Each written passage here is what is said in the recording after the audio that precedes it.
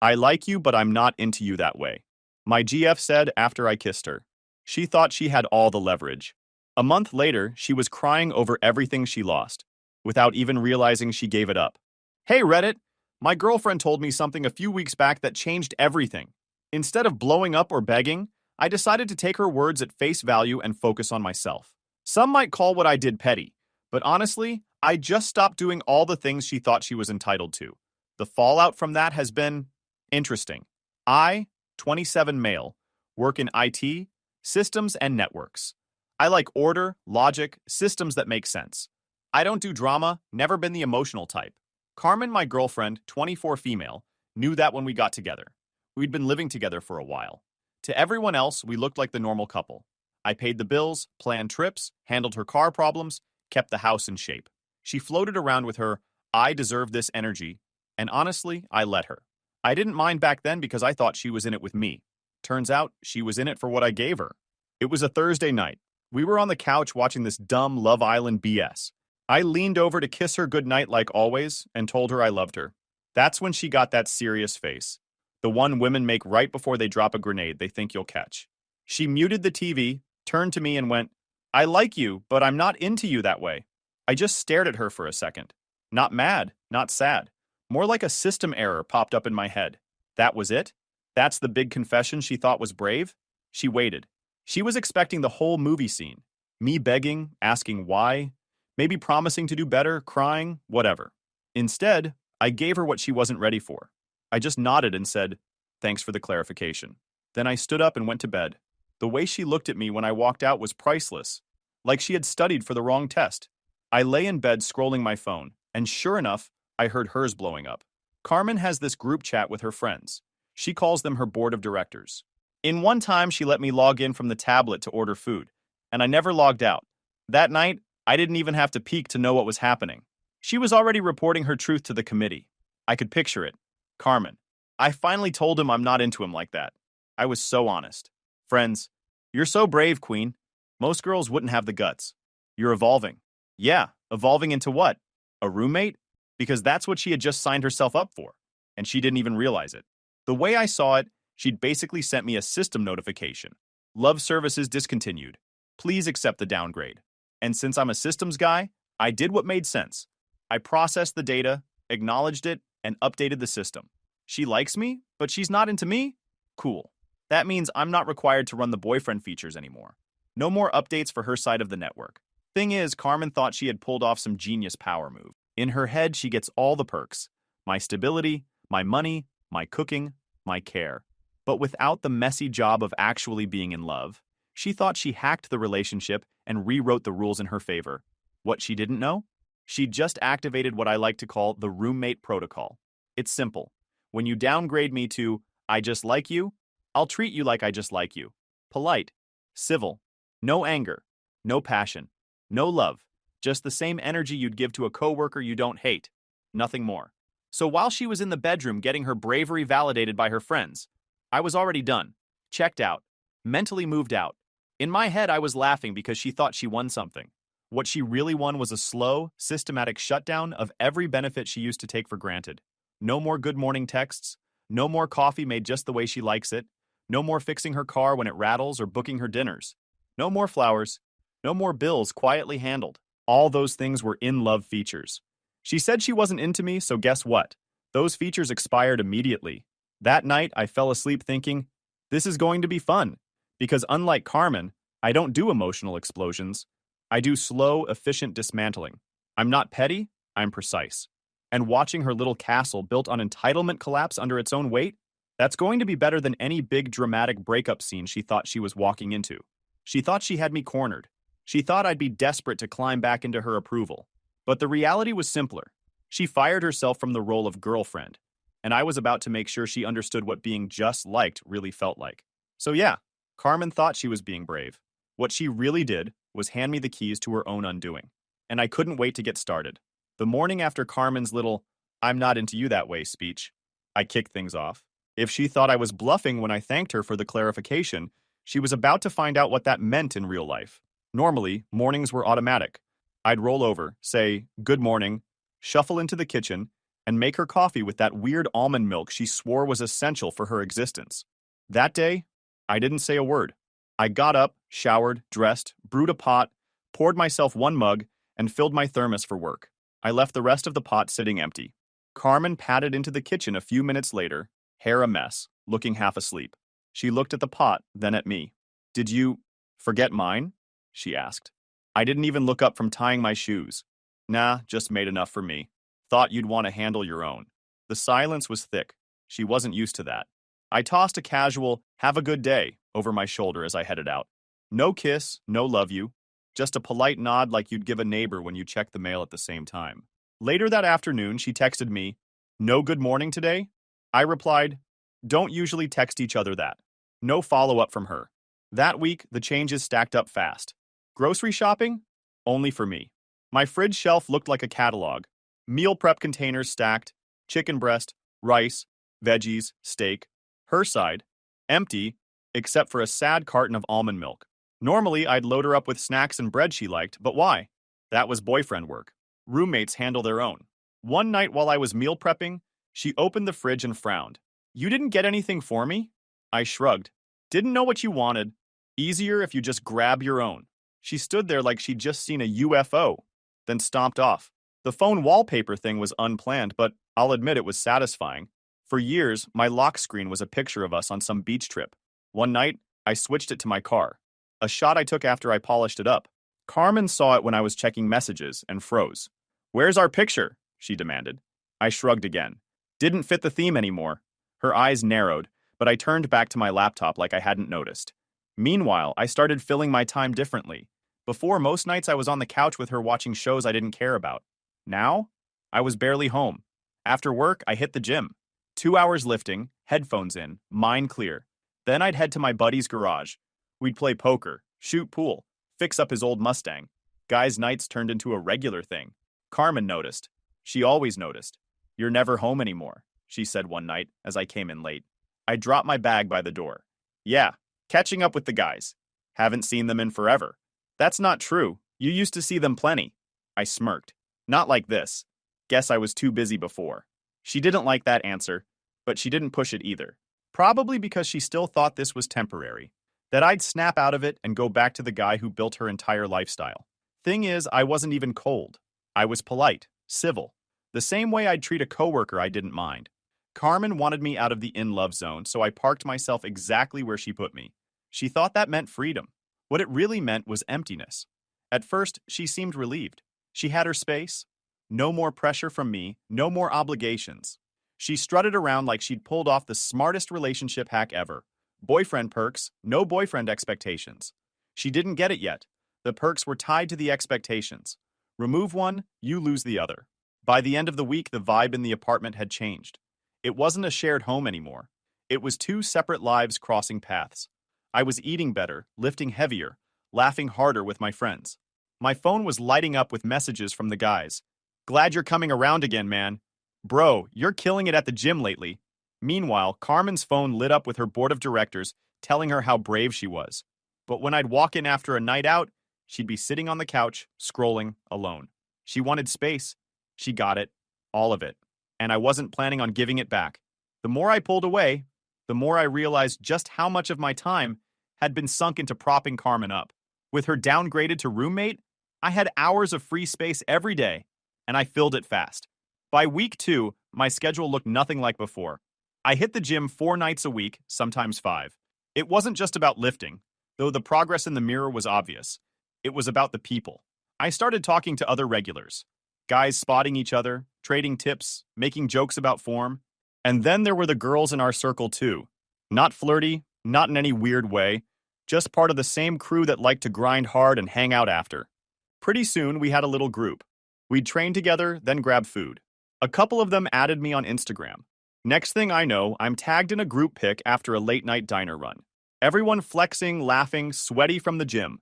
It wasn't anything crazy, but compared to the hermit life I'd been living with Carmen, it was a total upgrade.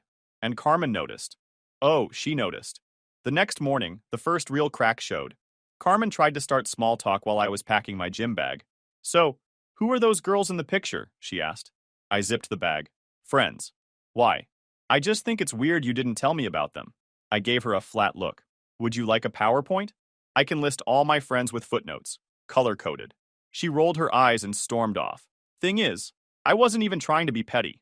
I was just done feeding her the old version of me. The guy who reassured her, planned her life, made sure she felt secure.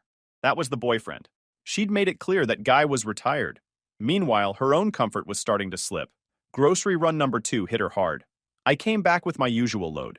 This time, I didn't even bother leaving space in the fridge. By week 2, my meal prep containers had taken over most of the shelves. I told her she could use the bottom drawer for her stuff. She slammed the fridge door harder than necessary. Later that week, she circled back to the car issue. I was on my laptop when she leaned against the doorframe. My car's still making that noise. Can you just take a quick look at it? Without looking away from my screen, I said, best bet is a mechanic. Try Yelp, filter by 4 stars and up. You always did it before, she snapped. Yeah, I said, finally turning to face her. I used to. Things are different now. That's on you to handle. The silence after that one was heavy. She just glared at me, then left. For the first time in years, I felt like I was living for me instead of constantly maintaining her little comfort bubble. And that scared her. One night, I caught her trying to bring it up again. You're acting different, she said. I smirked. Yeah, it's called living my life. Don't you think you're being kind of cold? I tilted my head. Cold would be ignoring you completely. I'm being polite. That's the roommate package. You designed it. She didn't answer, just turned back to her phone with that sour look. The funniest part? She still thought she was in control. She thought if she snapped her fingers, I'd come crawling back. She thought the old dynamic was just paused, waiting for her to re-engage. But she was starting to see the truth. The longer I pulled away, the more she realized the safety net was gone. The lifestyle she built on my effort was slipping out from under her, and I wasn't reaching to catch her. Carmen wasn't relieved anymore. She was anxious, and the more anxious she got, the calmer I became. I discarded her, quietly and efficiently, and for the first time in our whole relationship, she was the one chasing silence, trying to fill it with questions, hints, little comments. And me? I was already halfway gone. By the time Carmen's birthday rolled around, I was basically living 2 separate lives. Mine, the gym, my new crew, late-night diner runs, poker nights, projects at my buddy's garage. Hers, sitting in the apartment, waiting for me to fill the silence I no longer cared to fill. In the past, her birthday was an Olympic event for me. Surprise parties, carefully planned gifts. She used to brag to her friends about how thoughtful I was. This year, I didn't even put a reminder in my calendar. When the morning came, I rolled over, saw her awake, and said flatly, "Happy birthday, Carmen. Hope you have a good one." Then I got up and started my day. No flowers, no breakfast in bed. Just a quick acknowledgement, like you'd give to a coworker who brought donuts for the office. She stared at me like she couldn't believe what she'd heard, or what she didn't hear. I could almost see her waiting for the real surprise to kick in. It never came. By noon, I was gone. Gym first, then met up with the crew.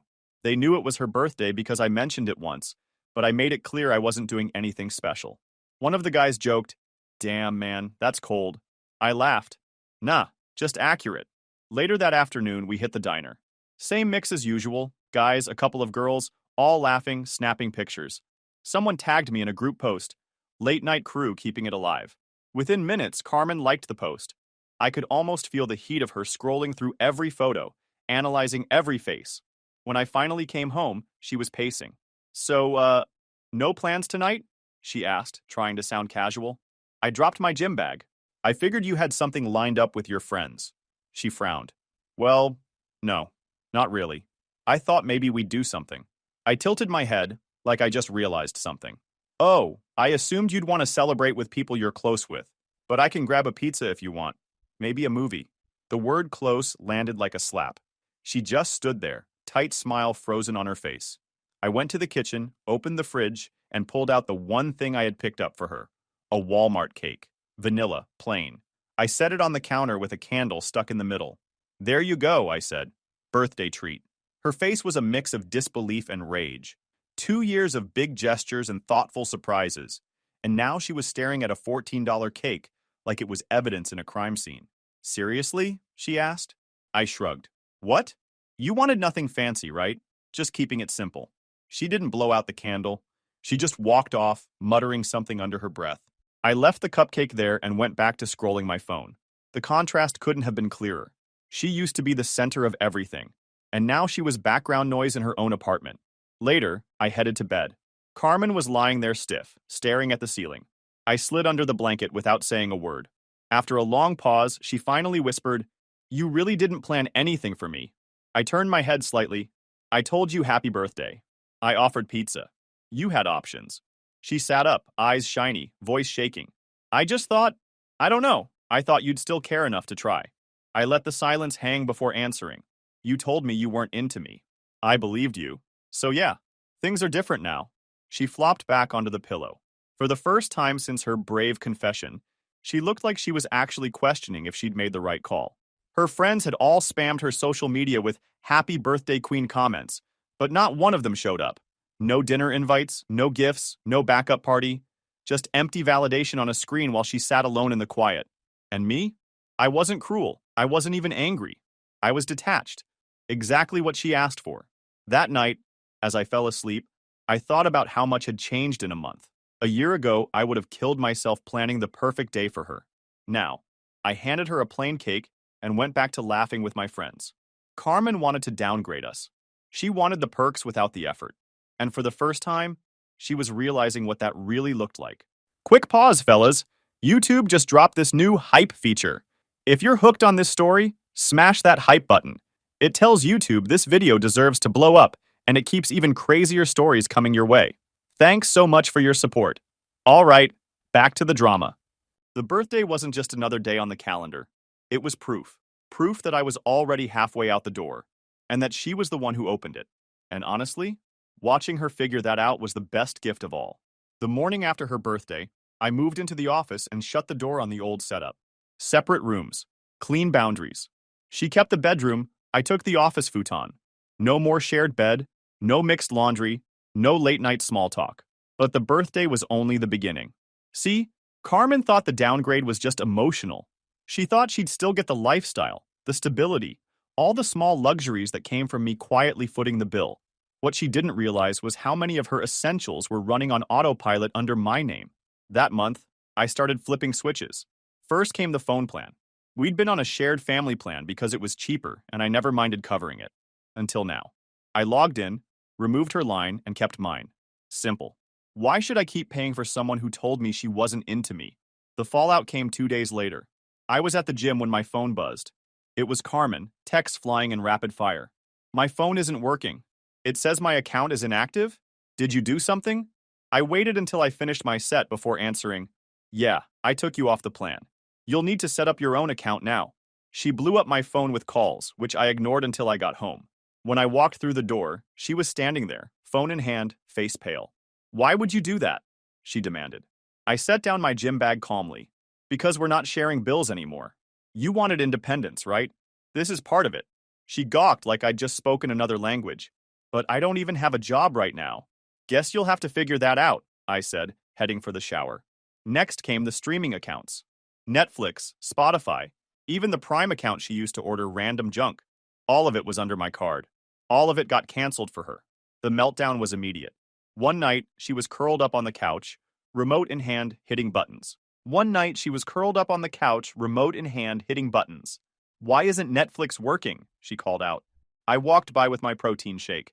"Oh, I changed the password and signed out every device. Deleted your profile. Easier that way." Her jaw dropped. "You didn't even ask me?" I raised an eyebrow. "Didn't think I had to. You didn't ask me before telling me you weren't into me." She sputtered something I didn't catch, then stormed off to the bedroom. It didn't stop there. The little things started adding up for her. Subscriptions she forgot I was covering, deliveries that suddenly stopped showing up, even her car insurance. I went into her policy account, pulled my card off autopay, and let the renewal date hit. When the notice came in the mail and she realized it wasn't covered, she panicked. "Why isn't my insurance paid?" she snapped one afternoon, waving the letter at me. I looked up from my laptop. "Because I'm not paying it anymore. You'll need to call them and set up your own." Her face flushed red. "This is insane.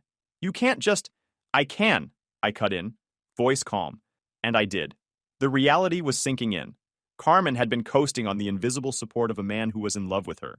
The moment she stripped that away, the invisible support went with it. And that's when the desperation started. She tried little tricks at first.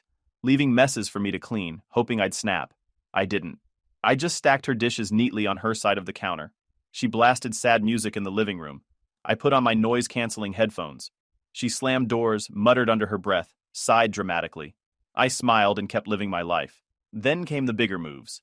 One Friday night, she came home late, clearly rattled, wearing one of my old shirts. She walked into my room, sat on the edge of the bed, and put on her best sad girl voice. "I miss you," she whispered. "I miss us." I set down my book, looked at her, and gave the kind of sympathetic nod you'd give a stranger complaining about traffic. "Sounds like you're having a tough time. Have you thought about seeing a therapist? Could help you work through these feelings." She blinked, stunned. "A therapist? I'm talking to you." "Right," I said, picking my book back up. "But I'm not the guy you're missing." "You made that clear." Her tears dried up instantly. She stared at me, speechless, before storming out. Her anxiety started showing in smaller ways, too. She checked my phone screen whenever she thought I wasn't looking. She lingered when I got ready to head out with my gym crew, trying to see if I'd mention where I was going or who I was with. Sometimes she'd ask directly, voice sharp, "Who's going to be there?" I'd shrug. "Friends." The Instagram tags didn't help her case. Every time I was in a group pic, with guys, girls, whoever, she'd double tap it instantly, then hover around me later like she wanted to ask but didn't know how. One night she cracked. "You're different," she said bitterly as I packed my bag. I zipped it shut, slung it over my shoulder. "Yeah, I'm better. That's not what I meant." "It's what I meant," I said, and walked out. By the end of the month, Carmen wasn't just anxious, she was unraveling. She had no phone service, no streaming accounts, no car coverage, no money coming in, and no clue how to adjust. For years, she thought I'd just quietly carry it all forever. No questions asked. Now, she was living in the silence she created. And me? I was thriving.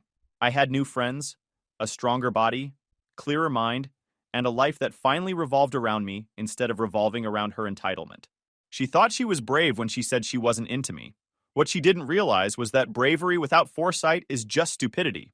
And every day she was proving that point better than I ever could. Watching her sit in the quiet, scrolling through her phone with Wi-Fi she barely helped pay for, while I laughed with people who actually wanted me around, that was the real fallout. And honestly, I enjoyed every second of it. Carmen, on the other hand, was unraveling. The silence, the missing perks, the steady drain of comfort she had built her life on. It was all catching up to her. At first, she tried little tricks, leaving dirty dishes in the sink, laundry piles on the couch, crumbs all over the counter. Things I used to clean up without a thought. Now, I just stacked the dishes neatly on her side of the counter, folded her laundry into a pile on her bed, swept my side of the kitchen and left hers exactly as it was. She'd walk in, see her mess untouched, and huff like I'd committed some crime. "You're seriously being petty," she snapped one afternoon. I looked up from my laptop. "For not cleaning up after you? That's not petty, Carmen. That's normal." She rolled her eyes so hard I thought they'd get stuck. "You're acting like a child. Just because I said I wasn't into you doesn't mean you have to punish me." I leaned back in my chair, calm as ever. "Punish you? I'm just living my life. You're the one tripping over the difference." That shut her up for about 5 minutes. The next strategy was noise. Sad music blasting in the living room, TikTok videos on full volume, anything to get a reaction. I slipped on my noise-canceling headphones and kept working. She once stood in the doorway waving her arms like I was supposed to acknowledge her. I gave her a thumbs up without looking away from my screen. The fury on her face was almost comical. Then came the guilt trips. One night, I walked in late after hanging out with my gym crew. Carmen was sitting at the kitchen table, arms crossed, eyes red. "You're never home anymore," she said. I dropped my bag. "Yeah, I've been busy." "With them?" she sneered, nodding toward my phone. "Friends," I said simply. Her voice cracked. "You don't even care about me anymore." I smirked. "You told me not to. Remember?" Her jaw clenched, and she stormed off. The following week, she upped the ante. She cornered me in the hallway while I was grabbing my keys. "You think you're so clever, don't you?" she spat. "Cutting me off from everything, making me do things myself. You're just bitter because I was honest." I turned slowly, leaning against the wall, cool as ever. "Honesty doesn't mean freedom from consequences. You said you weren't into me." "Okay." I adjusted. "That's not bitter. It's logical." "You're pathetic," she snapped. "Petty and pathetic." I smiled. Funny. Pathetic looks a lot like thriving then. Her face flushed, but I walked out before she could fire back. She hated the fact that she couldn't get a rise out of me. Yelling, crying, guilt-tripping, it all bounced off. I was unshakable, and she knew it. By now, even her friends were noticing. I overheard one of her calls. No, he doesn't fight. He doesn't yell. He just doesn't care. It's like I don't exist. That's exactly what she had asked for, though she'd never admit it. The breaking point came a week later. She barged into my room while I was on a call with one of my buddies, slammed the door behind her, and started shouting. "You think you're so high and mighty, don't you? Acting like you're above it all. You're just trying to hurt me because I said one thing you didn't like." I muted my phone and set it down. One thing? Carmen, that one thing was you telling me I wasn't worth loving. Don't play dumb now. Her voice cracked into a whine. That's not what I meant. I tilted my head. It's exactly what you said, and I don't deal in translations. She stomped her foot like a teenager. You're cruel. You're punishing me for being brave. I chuckled. Brave? Brave is handling your own bills. Brave is standing on your own 2 feet. Telling me I'm not enough while expecting me to keep carrying you? That's not brave. That's entitled. She froze, mouth opening and closing like she had no comeback. I picked up my phone, unmuted it, and said, Sorry, man. Where were we? As if she wasn't even there. She stormed out, slamming the door so hard the frame rattled. The irony was delicious. She called me petty for not doing things she'd always taken for granted, but she couldn't see the truth. I wasn't doing less. I was just doing exactly what she asked. She wanted me out of her space emotionally, so I stepped out. She wanted to be honest about not being into me, so I adjusted. She wanted freedom, and I gave it to her. But freedom without responsibility is just chaos, and she was drowning in it. Meanwhile, I was thriving harder than ever. New friends, better body, more energy. Even my boss commented at work. Whatever you're doing lately, keep it up. You look sharp. Carmen overheard that once on speakerphone, and her face twisted. By the time the lease renewal notice showed up in the mail, the tension in the apartment was unbearable. I set the envelope on the kitchen counter and went about my day. Carmen saw it, picked it up, and stared at it for a long time. She didn't say anything, but I could see the gears turning in her head. She was terrified, not just of losing the comfort of the apartment, but of what it meant if I really walked away. Because deep down, she knew the truth. Without me, she had nothing. No plan, no stability, no fallback. And the best part? She had no one to blame but herself. The lease renewal sat on the counter for days, like a ticking clock. Carmen would glance at it every time she walked by, but she never brought it up. She knew the conversation was coming, but she didn't want to hear the answer. Eventually, she couldn't avoid it anymore. One night, I came home from the gym, dropped my bag by the door, and found her sitting at the kitchen table with the envelope in front of her. Her hair was a mess, eyes red like she hadn't slept. We need to talk about this, she said, voice small. I pulled out a chair across from her. Okay, what's on your mind? Are we renewing? She asked. Her hands twisted the envelope like it was going to give her the answer. I leaned back casually. I'm not. Already signed a lease for a new place. 1 bedroom. Closer to the office. The color drained from her face. What? What do you mean you're not? Where am I supposed to live? I shrugged. That's up to you. You'll figure it out. Her mouth opened and closed. For once, Carmen had no script. Then her voice rose, shaky and angry. So you're just leaving me? After everything I did for you? I couldn't help but chuckle at that one. Everything you did for me? Carmen, I carried this entire thing on my back. You told me you weren't into me, and I believed you. I adjusted. I didn't do anything to hurt you. I didn't sabotage you. I just stopped living for you and started living for myself. That's all. She slammed her hand on the table. You're punishing me. You cut me off. You embarrassed me. You've been ignoring me like I don't exist. I leaned forward, voice calm, steady. No, I didn't punish you. I didn't embarrass you. I didn't sabotage you. I simply removed myself from your little bubble. Everything you lost? That was never yours to begin with. It was mine. My effort, my money, my time. And when you said I wasn't worth loving, I stopped giving you those things. That's not punishment. That's reality. She shook her head furiously, tears streaking down her face. I made a mistake, okay? I was confused. I want things back the way they were. I let the silence hang for a beat. Then I said, I'm sure you do. But the guy who did all that for you only existed because he thought you loved him. Without that, he doesn't exist, and I'm not bringing him back. Her voice cracked into a whine. That's not fair. I gave her a half smile. Fair would have been you being honest before you let me invest years of my life into someone who was never into me. What I'm doing now? That's just me moving on. She pushed back from the table, pacing, hands in her hair. You can't just throw everything away. We have history. I stood up slowly. History doesn't pay rent, and it sure as hell doesn't earn respect. She froze, breathing heavy. For the first time since her big confession, she looked genuinely afraid. Afraid not just of losing me, but of facing the world without the safety net she'd taken for granted. That's when I pulled out the small velvet box that had been delivered earlier that day. I set it on the table in front of her. Her eyes lit up instantly. Even after everything, she still thought I was going to cave, that this was some grand gesture to prove I still loved her. She reached for it with trembling hands. I let her open it. Inside wasn't a ring. It was a simple keychain, polished silver, with the words carved into it. I like you, but we're over. Her face collapsed.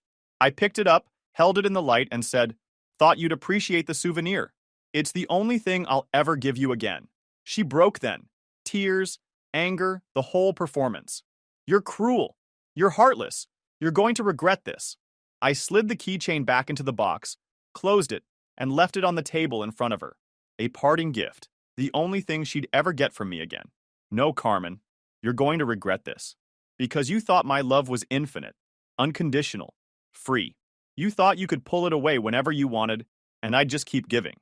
Turns out the only condition was that it had to be mutual, and you couldn't even give me that.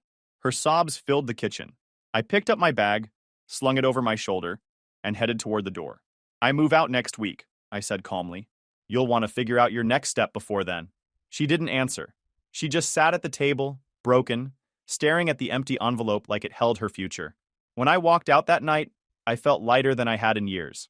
Not because I got revenge, not because I hurt her, but because I finally stopped letting her entitlement run my life. I didn't need to sabotage her. I didn't need to scheme. All I did was focus on myself, and she couldn't survive without me. That wasn't my problem anymore. The silence that used to feel heavy now felt like freedom. Carmen got exactly what she said she wanted. A life with a man who wasn't into her. She just never imagined that man would be me. Packing my things, walking out the door, and not looking back.